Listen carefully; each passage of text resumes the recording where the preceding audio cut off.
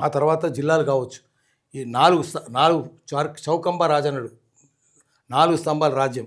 4 స్తంభాల రాజ్యానికి పునాది గ్రామమే. అక్కడి నుంచి రావాలి. వస్తే అప్పుడు న్యాయం జరుగుతుంది.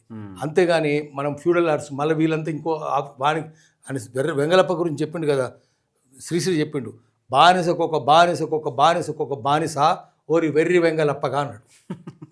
వీడే బానిస, వెర్రి వెంగళరావే బానిస.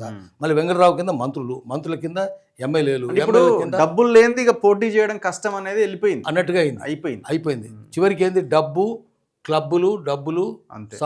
పబ్బులు సబ్బులు మురికి కడుక్కోవాలి, చివరికి సబ్బులు.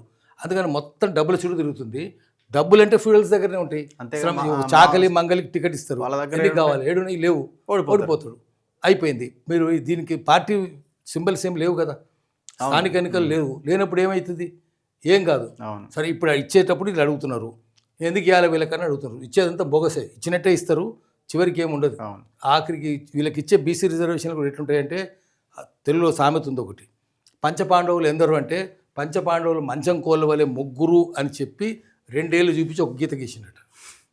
ఒకటే చివరికి పంచపాండవులు అంటే మంచం నలుగురు అని చెప్పకుండా ముగ్గురు అని చెప్పాట. ముగ్గురు అని 2 ఏళ్ళు చూపించింది, నోటితో 3 చేతితో 2 గీసింది ఒకటి. ఇప్పుడు చివరికి అట్నయితే పంచపాండవులు అంటే మంచం కోళ్ళలాగా అన్నట్టుగా రిజర్వేషన్ తయారవుతాయి. మరి అసెంబ్లీలో ఏం రిజర్వేషన్లు ఉన్నాయి ఇప్పుడు అడగాలి, అన్ని పార్టీలు అడగాలి.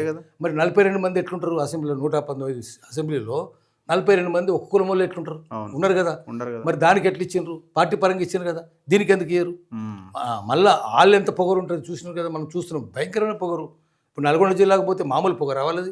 మళ్ళీ విష్ణురామచంద్రుడు వారసులే ఉన్నారు, అందరు వాళ్ళే ఉన్నారు. దొంగలు లంగలు లఫంగలు. ఆఖరికి రాజకీయాలంటే హైదరాబాద్లో ఏం చెప్తారంటే, సియాసత్ కమానే చోర్ బద్మాషుం కా బారాత్, దొంగలు దుర్మార్గుల ఊరేగింపది, పెళ్లి ఊరేగింపది. దాంట్లో ముందు దొంగలు దుర్మార్గులే